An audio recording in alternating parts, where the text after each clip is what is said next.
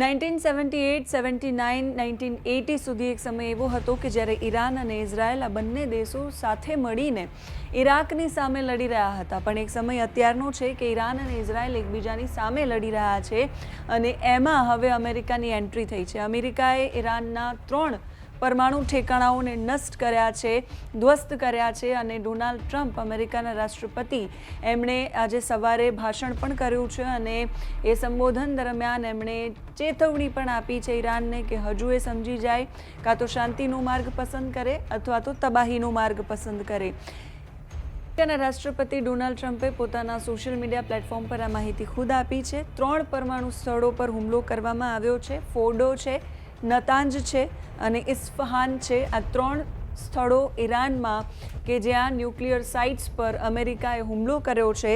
ભારતીય સમય પ્રમાણે સવારે 4:30 વાગે આ હુમલો કરવામાં આવ્યો છે. અમેરિકાના રાષ્ટ્રપતિ ડોનાલ્ડ ટ્રમ્પે ખુદ માહિતી આપી છે અને ઈરાનને ચેતવણી પણ આપી છે કે હવે ઈરાન સુધરી જાય નહીં તો આના કરતાં પણ વધારે મોટા હુમલા થઈ શકે છે. અત્યાર સુધી અમેરિકા સીધી રીતે આ યુદ્ધમાં ઉતરવા માંગતું નહોતું. હજુ પણ એ યુદ્ધમાં ઉતર્યું છે કે નહીં એની માહિતી નથી, પરંતુ અમેરિકાએ આ સૌથી મોટો હુમલો ઈરાનના ન્યુક્લિયર સાઇટ્સ પર કર્યો છે. હમાસે આ હુમલાની નિંદા કરી છે. હમાસે આ હુમલાને અયોગ્ય ગણાવ્યો છે. ઈરાન પર હુમલાના 3 કલાક પછી અમેરિકાના જે રાષ્ટ્રપતિ છે ડોનાલ્ડ ટ્રમ્પ એણે રાષ્ટ્રને સંબોધન કર્યું છે અને એમને કહ્યું છે કે ઈરાનના જે મહત્ત્વપૂર્ણ ન્યુક્લિયર સાઇટ્સ હતા એ અત્યારે નષ્ટ થઈ ગયા છે. ફોર્ડો સંપૂર્ણપણે નષ્ટ થયું છે એવું પણ એમનું ટ્વીટ હતું. અમેરિકન રાષ્ટ્રપતિએ ઈરાનને ધમકી આપતા એવું કહ્યું છે કે શાંતિ રાખવી જોઈએ. હવે જો એ શાંતિનો માર્ગ પસંદ નહીં કરે તો આના કરતાં પણ વધારે મોટા હુમલાઓ થઈ શકે છે. હુમલા પર એમણે ખુશી વ્યક્ત કરી હતી. અમેરિકન જે સૈનિકો છે જેણે આ ઓપરેશન પાર પાડ્યું છે એ લોકોને એમણે અભિનંદન પણ આપ્યા હતા. અને આ હુમલો જ્યારે કર્યો અમેરિકાએ તો ઇઝરાયલ દ્વારા એનો આભાર માનવામાં આવ્યો છે. નેતન્યાહુએ થેન્ક યુ કહ્યું છે. એમના જે બ્રીફિંગમાં ઈરાનના વિદેશ મંત્રી છે એણે કહ્યું કે અમારી પાસે આત્મરક્ષાનો અધિકાર છે. અમેરિકાએ ફોર્ડો, ઈરાનનું જે ફોર્ડો છે ન્યુક્લિયર સાઇટ્સ, ત્યાં 6 બંકર તોડ બોમ્બ ફેંક્યા છે. એ સિવાય અમેરિકાએ 400 મિસાઇલથી હુમલો કર્યો છે. હમાસે ઈરાનમાં અમેરિકાના હુમલાઓની નિંદા કરી છે અને એને ઓપન હુમલો ગણાવ્યો છે અને ખુલ્લો હુમલો ગણાવ્યો છે અને કહ્યું છે કે આંતરરાષ્ટ્રીય કાયદાનું ગંભીર ઉલ્લંઘન અમેરિકાએ કર્યું છે. વિશ્વની શાંતિ અને સ્થિરતા માટે આ હુમલો એ સીધો ખતરો છે. ઈરાને કહ્યું છે જે ન્યુક્લિયર સાઇટ્સ પર અમેરિકાએ હુમલો કર્યો છે એટલે એવી ભીતિ પણ સેવાઈ રહી હતી કે ત્યાંથી લીકેજ થયું હોય, રેડિયેશન લીક થયું હોય, પણ ઈરાને માહિતી આપી છે કે અમેરિકાના હુમલાથી રેડિયેશન લીક થયું નથી.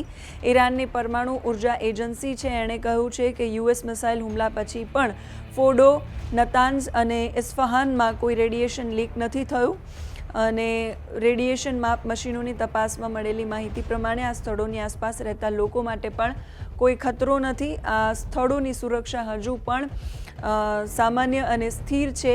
ઇઝરાયલમાં તમામ કાર્યક્રમો પર રોક લગાવી દેવામાં આવી છે. શાળા કોલેજોની અંદર રજા જાહેર કરી દેવામાં આવી છે. ઈરાને કહ્યું છે કે અમેરિકાનો હુમલો આંતરરાષ્ટ્રીય કાયદાઓનું ઉલ્લંઘન છે.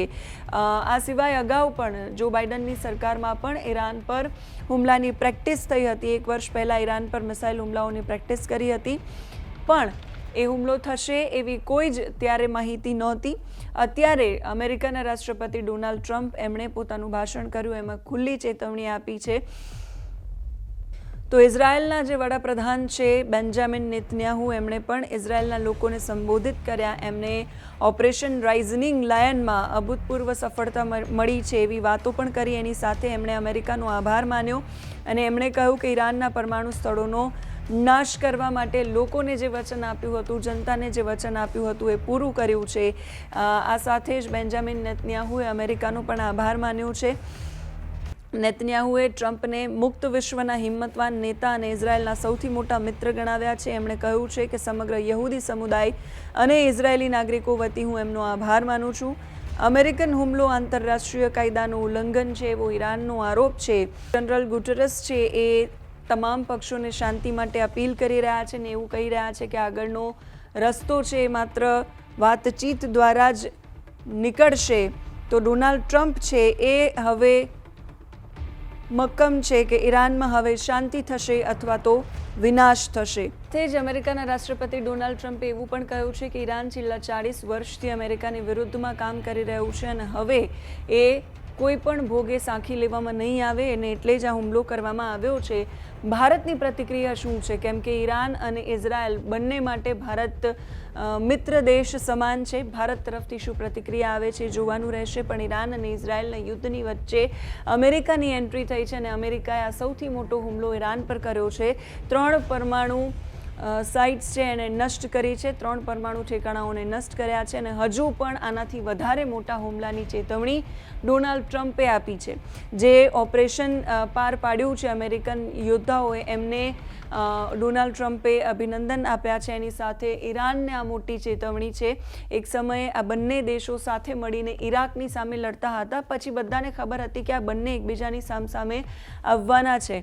કેમ કે ઇઝરાયલને ડર છે કે ઈરાનની અંદર જે ન્યુક્લિયર સાઇટ્સ છે અત્યારે ભલે વીજળી ઉત્પન્ન કરવા માટે યુઝ થઈ રહી છે, પણ એમને જો યુરેનિયમનો કે કોઈ જથ્થો મળશે તો પછી એ આગળ પરમાણુ હથિયારો છે એ બનાવશે અને એ ડરથી, એ ખતરાથી, એ ભયથી પોતાના દેશને બચાવવા માટે ઇઝરાયલ ઈરાન પર હુમલો કરી રહ્યું છે. બીજી બાજુ ઈરાન છે કે જે હમાસ, હિઝબુલ્લા આ જે સંગઠનો છે એને એ ફંડિંગ કરી રહ્યું છે ઇઝરાયલની વિરુદ્ધમાં.